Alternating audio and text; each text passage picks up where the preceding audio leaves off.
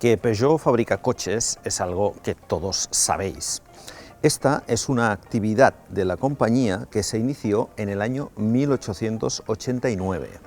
Muchos sabréis también que Peugeot es una marca de motos. Las fabrica en concreto desde el año 1901 y las sigue produciendo en la actualidad, tanto de combustión como eléctricas. Y seguro que muchos también sabréis que Peugeot es un fabricante de bicicletas. Empezó en este ámbito en 1886 con estas bicis de rueda delantera enorme. Pero, ¿cuántos sabíais que Peugeot empezó a fabricar hojas de serrucho con un nuevo método de laminado en frío patentado por ella misma en el año 1819? ¿Y cuánto sabíais que Peugeot fabricó molinillos de café tanto murales como de sobremesa? O todo tipo de herramientas de acero, con las cajas de herramientas incluidas. ¿Y cuánto sabíais que Peugeot fabricó miriñaques? ¿Qué es un miriñaque? Mirad, esto de aquí, las estructuras que utilizaban para abrir las faldas las mujeres acomodadas del siglo XIX. Lo que ya es más difícil que supierais es que Peugeot también fabricó, entre otras cosas, armas de fuego, taladros, percutores, sierras, todo tipo de máquinas eléctricas de trabajo. Pequeños electrodomésticos de cocina, abrelatas, planchas, cuchillos eléctricos, batidoras, molinillos, aparatos de radio e incluso electrodomésticos como este lavavajillas o este precursor de los robots de cocina, con su propio mueble y todos los complementos dentro. Todo esto que habéis visto está en el Museo de la Aventura Peugeot en Sochaux. Pero como este es un canal de coches, vamos a concentrarnos en repasar en este vídeo la historia de los 130 años que lleva Peugeot fabricando coches.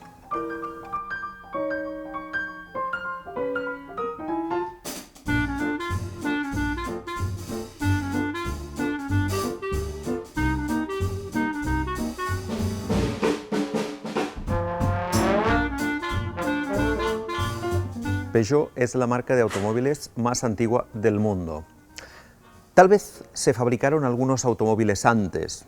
Sobre el tema hay un montón de discusiones, pero lo que no admite duda es de que de todas las marcas que ahora mismo producen automóviles, Peugeot es la más antigua.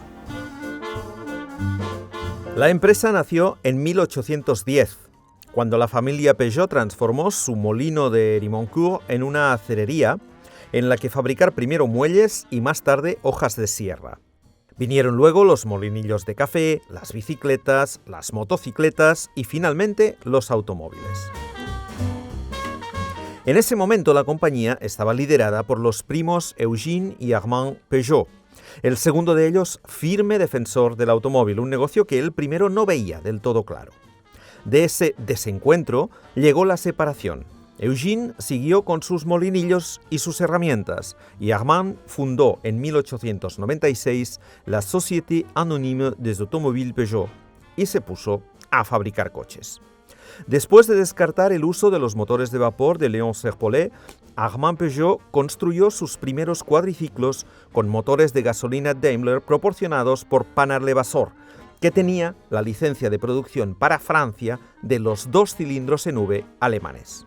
Después del tipo 2, del que solo se fabricaron 4 ejemplares, Peugeot lanzó el tipo 3. Este es un vis a vis. Se llamaba así porque había 2 plazas en orden de marcha y otras 2 de espaldas a la carretera, de manera que cuando el conductor manejaba esta especie de volante, tenía a 2 personas delante. Eso no suponía ningún problema, porque la velocidad máxima de este coche, con su motor Daimler de 565 centímetros cúbicos y 2 caballos de potencia, era de 18 kilómetros por hora. Y aquí vemos más o menos cómo era un coche de esta época.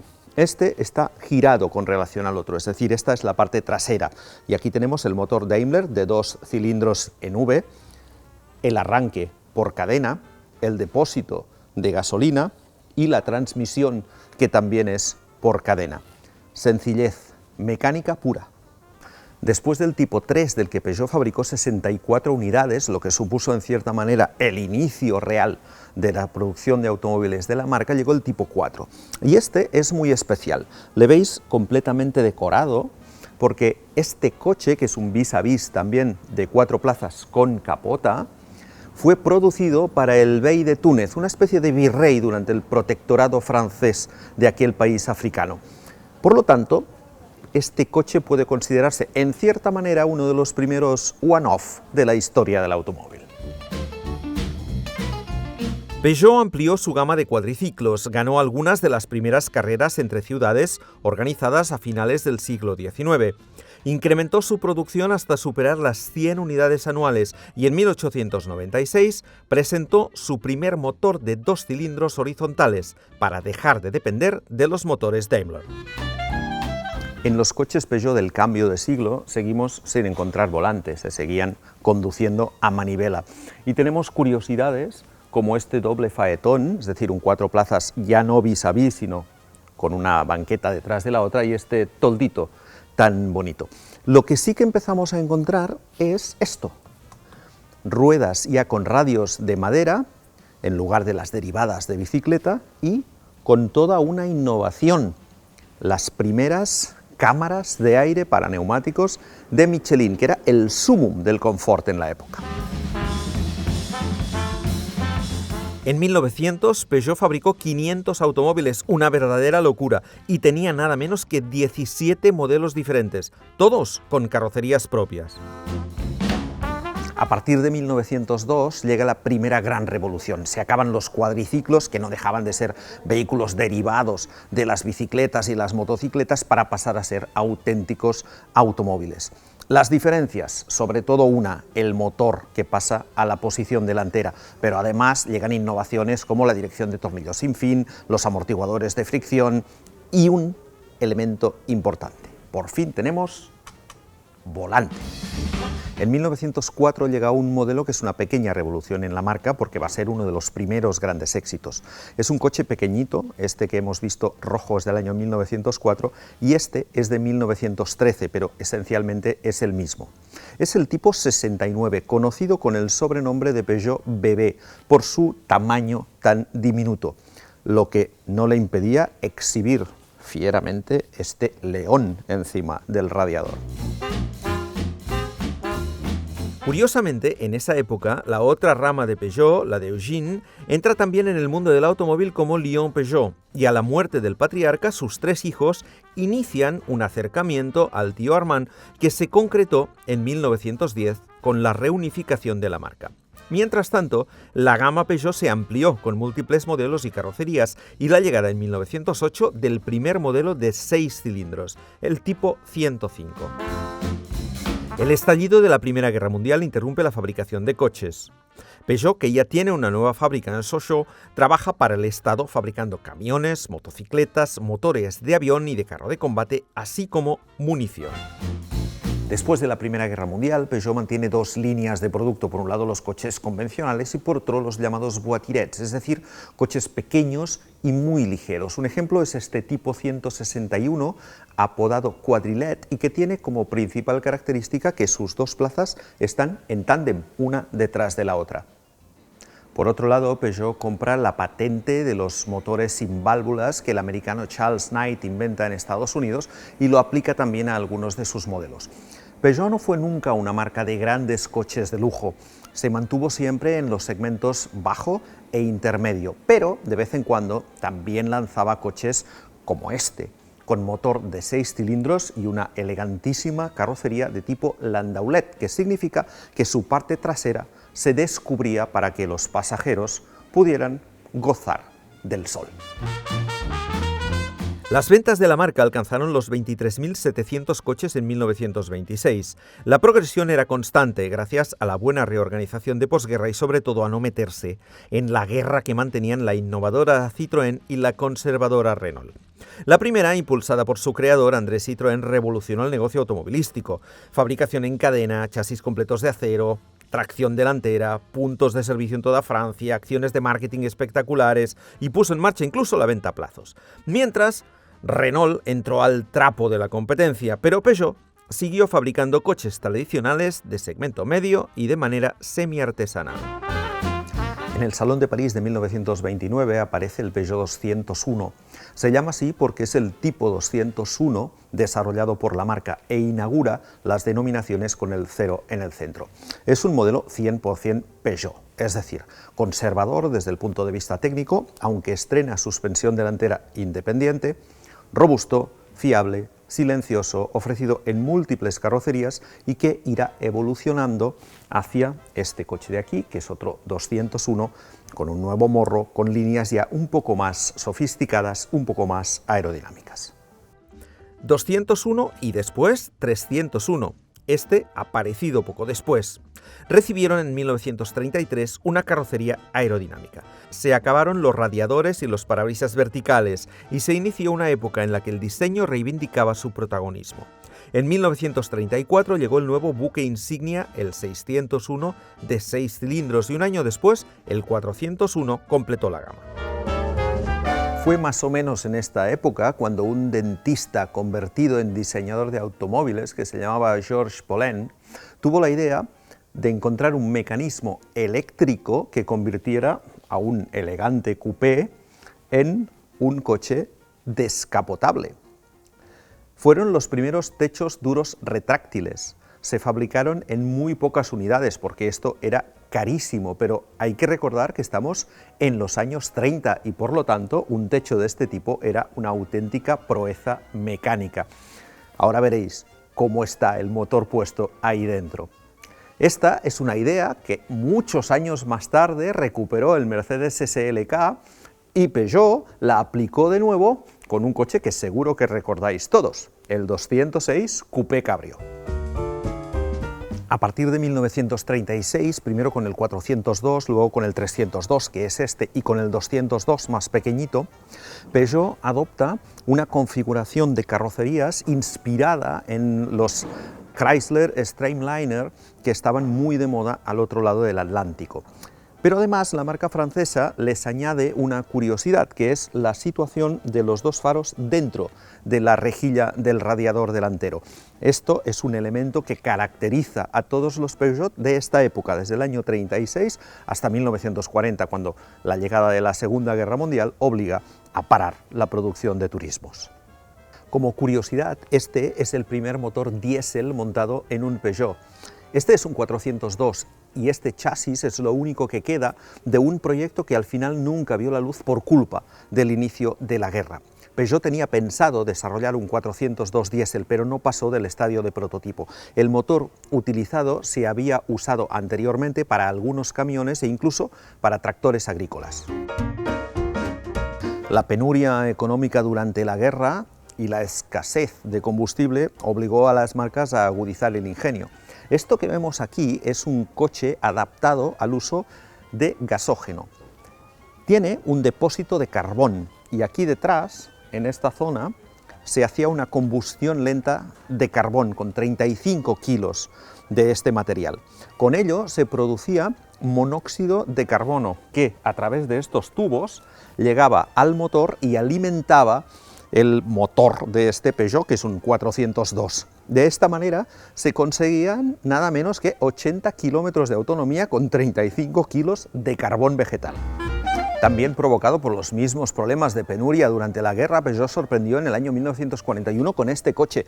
Es un pequeño dos plazas que tiene la particularidad de que es eléctrico.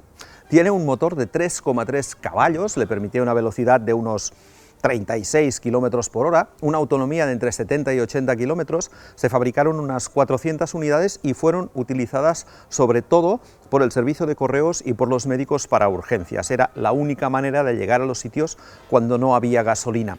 Desafortunadamente, la idea quedó ahí, con esos casi 400 unidades fabricadas, y no fue a más después de la guerra. Durante la Segunda Guerra Mundial, Peugeot sufre la ocupación alemana. Sus fábricas muy cerca de la frontera son gestionadas por el ejército invasor, que impone la fabricación de ambulancias, camiones, motores de aviación y componentes para las bombas volantes V1. Pese a ello, tanto los dirigentes de la marca como los empleados sabotearon en la medida de lo posible la producción, evitando tanto las represalias alemanas como los bombardeos de la aviación aliada. Después de la Segunda Guerra Mundial, Peugeot se recuperó económicamente, reconstruyó sus fábricas y volvió a construir automóviles, aunque la escasez de materiales, de materias primas en esa época, le obligó a concentrarse en la política de modelo único. Así, el primer coche lanzado después de la guerra fue el 203, este coche del que vemos aquí la versión coupé. Existía además en berlina, en familiar, en descapotable, en furgoneta, en ambulancia. Todo giraba alrededor de un único chasis de tracción trasera, un único motor de 4 cilindros delantera y, eso sí, una estructura, por primera vez en la marca, monocasco. El modelo único se impuso como norma durante más de una década, aunque sustituto y sustituido convivían algunos años. Así, al 203 le sustituyó el 403, un coche más elegante y potente, motor de 1,5 litros que tuvo, no obstante, la mala suerte de coincidir con el increíble Citroën DS en el mismo Salón de París de 1955 donde se presentó. El 403 fue el primer Peugeot en cuyo diseño colaboró Pininfarina y el primero que dispuso de una versión diésel. La versión más popular del 403 fue sin duda la descapotable, no porque se vendiera más que las demás, sino porque fue la que utilizaba el famoso Teniente Colombo en la serie televisiva del mismo nombre. Era un personaje interpretado por el actor Peter Falk, que era una especie de policía despistado, vestido siempre con una gabardina, con un cigarrillo en los labios y que resolvía los casos prácticamente sin querer. El 403 no se vendió nunca en Estados Unidos, pero Peter Falk lo encontró en un almacén en la productora donde se realizaba la serie y dijo: este es el coche que va con el personaje. Luego, la serie, después de la primera temporada, parecía que no habría ninguna más, y cuando decidieron, por el éxito que tuvo, volver a retomarla, el coche había sido destruido.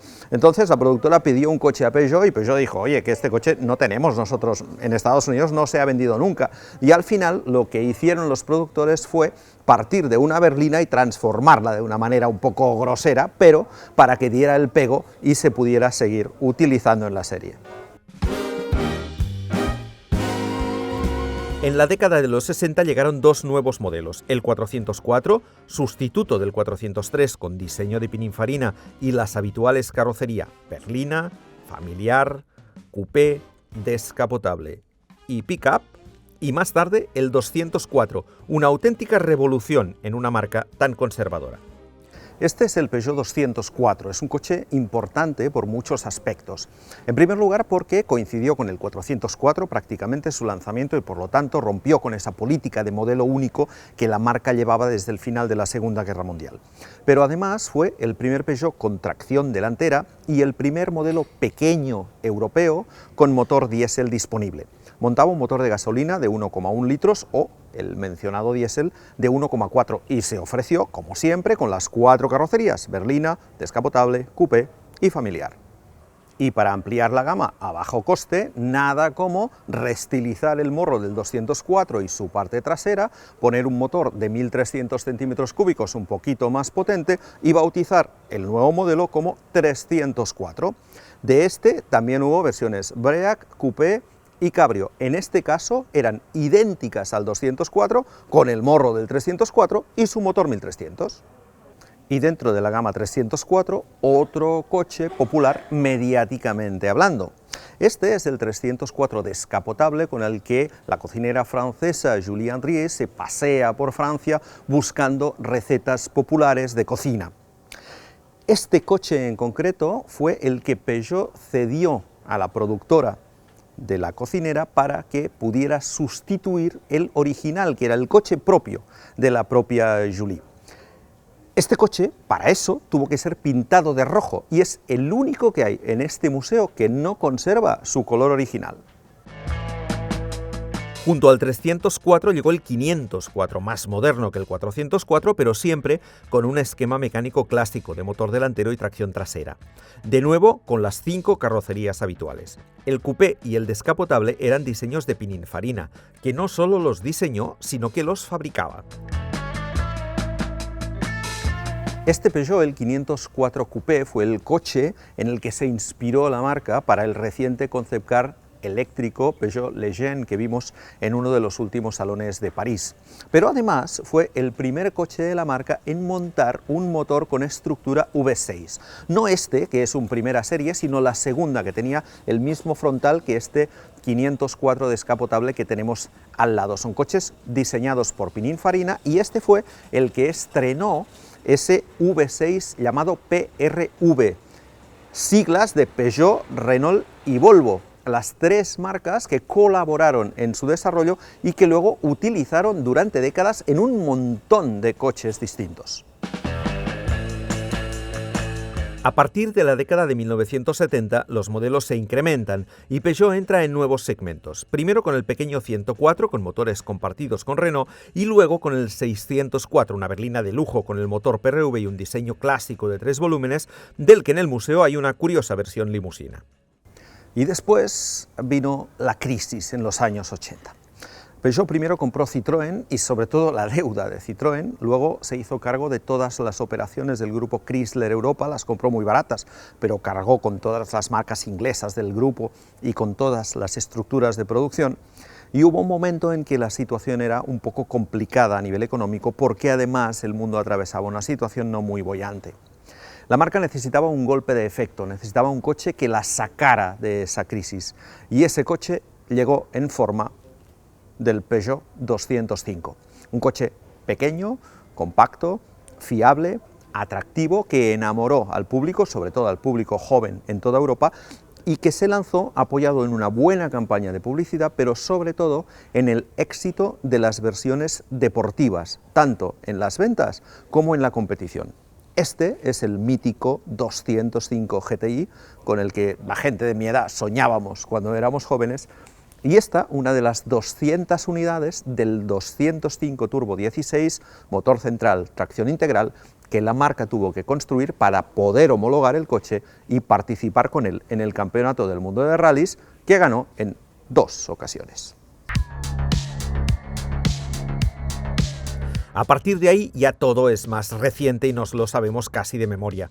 Primero el 309, que tenía que ser un Talbot y fue el primer compacto de segmento C de la marca, y luego las gamas de las series 6, 7 y 8, la actual, donde las denominaciones con un 0 en medio se frenaron. Pero Peugeot no ha producido solo coches de serie a lo largo de su historia. También ha fabricado furgonetas, muchas furgonetas e incluso camiones pequeños. Y ha sido una de las marcas más laureadas en competición. En el museo hay un pequeño hall dedicado a los coches de carreras que merece un repaso. ¿Nos acompañáis? Pues empezamos este repaso con los 2 coches con los que Peugeot ganó las 24 horas de Le Mans. Este de aquí es el 905, ganador en 1992 y 1993, motor V10 de gasolina. Y este de aquí es el 908, ganador de la edición de 2009, con un motor V12 diésel.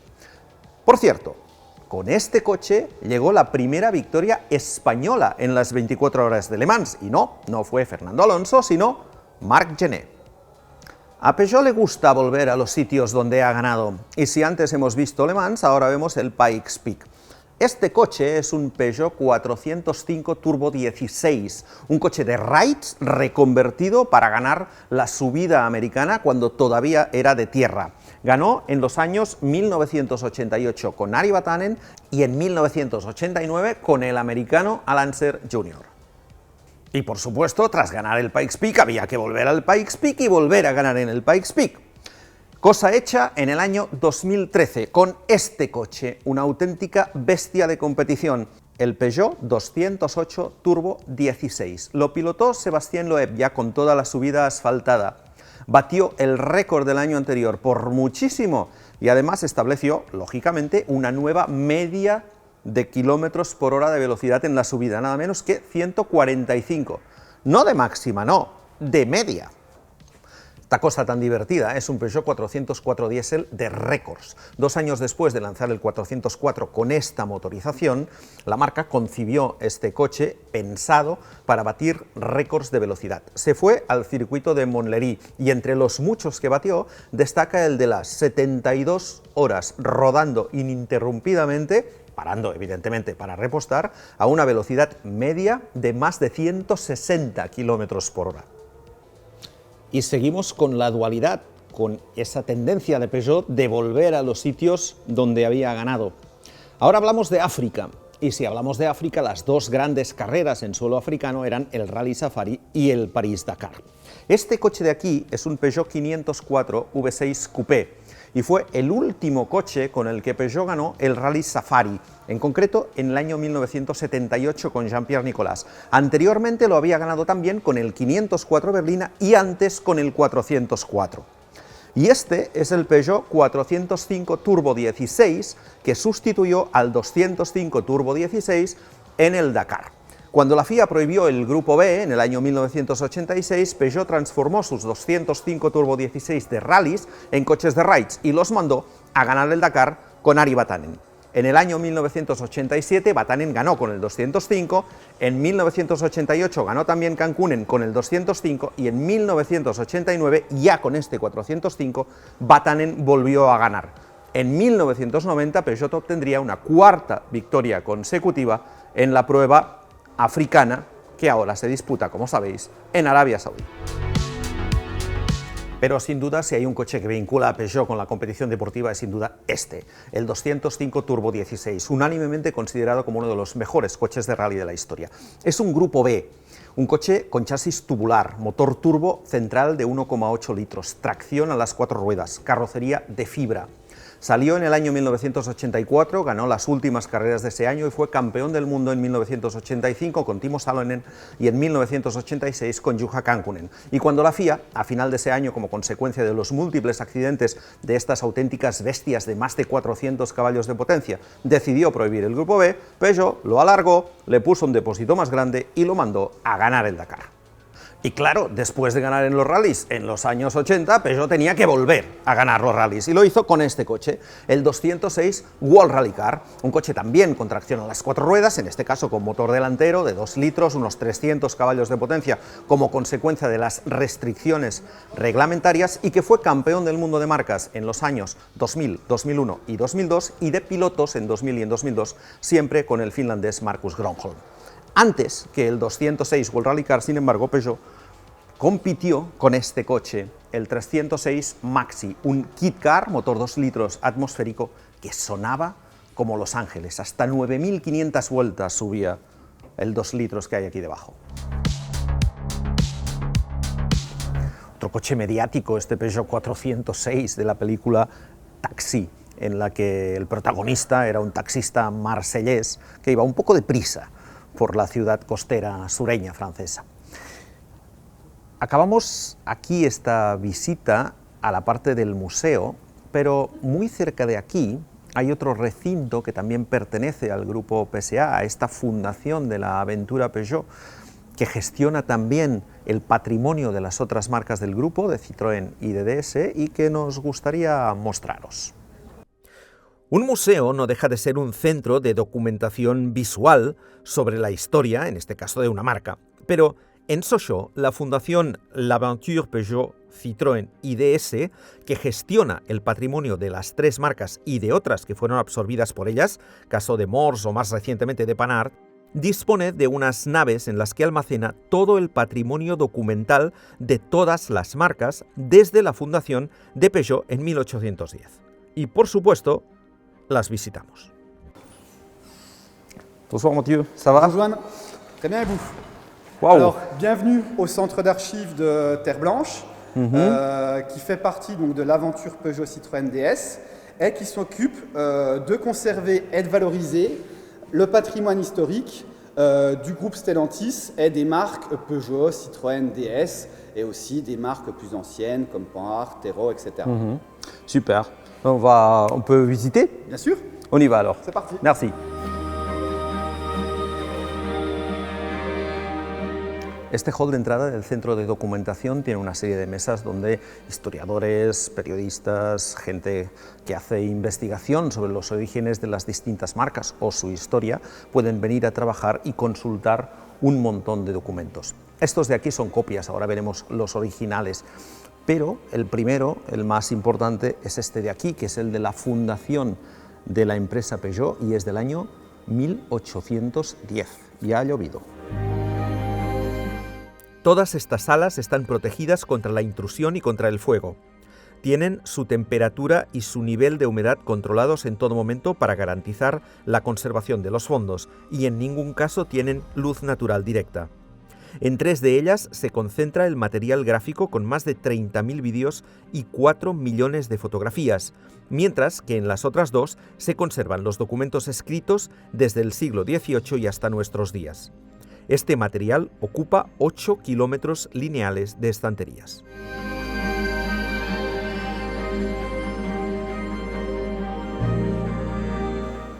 Esto que está mostrando Matías son placas de cristal. Es un método fotográfico de principios del siglo pasado.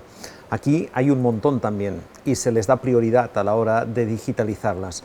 En este espacio en el que estamos tenemos también todas las películas de bobina abierta, que es otro formato que es bastante difícil de manipular, que hay que conservar muy bien y que también está en proceso de digitalización, porque son las filmaciones más antiguas de las que se dispone. Aquí hay 30.000 carteles y además algunos de los planos mecánicos, técnicos de los vehículos, sobre todo de las primeras épocas. Este, que es de 1899, es uno de los primeros que hay aquí. Es una copia de un plano alemán de la marca Daimler, porque Peugeot empezó utilizando motores Daimler. Este es un cuadriciclo con un motor de 2 cilindros en V de Daimler y está este plano que vino de Alemania aquí en el museo, en el archivo de Peugeot. 1,5 millones de diapositivas, de imágenes, tanto de prensa como de competiciones deportivas, como de detalles para hacer catálogos de Citroën, 2,5 millones de Peugeot y 1 millón de las otras marcas del grupo, de Panhard, de DS, de Mors en su momento. Aquí dentro hay más de 4,5 millones de imágenes esperando su proceso de digitalización, pero todas están perfectamente ordenadas, saben dónde está cada una de ellas y es muy fácil acceder a las mismas. Esto de aquí se llaman Grand Livre, o sea, libros grandes, porque en realidad lo son. Estos son los libros de contabilidad de la empresa Peugeot. Este, por ejemplo, al azar, va desde el 1 de noviembre de 1919 hasta el 31 de octubre de 1921, y aquí estaban consignados todos los ingresos, todos los gastos de la compañía. Esto ha cambiado bastante. Cada uno de estos libros pesa aproximadamente entre 40 y 60 kilos. El museo cuenta con 2 salas de digitalización donde se pasan a formato digital libros, pósters, películas, vídeos y fotos. Cualquier documento puede convertirse en formato digital para facilitar su consulta online o su publicación. Y la verdad es que hay ya mucho digitalizado, pero queda muchísimo todavía por digitalizar, ya que las 5 salas de archivo contienen una cantidad ingente de documentos de todo tipo. Me pongo aquí al lado para que veáis el tamaño de este póster del año 1925. Esta es una zona donde se escanea toda esta documentación, hay una serie de prioridades, se empieza por lo más antiguo, por aquello más demandado.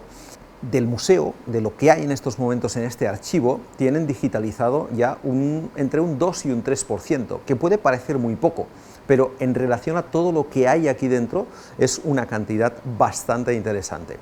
Tienen, eso sí, muchísimo trabajo todavía por delante, porque hay que digitalizar todo, entre otras cosas, para asegurar su conservación a largo plazo.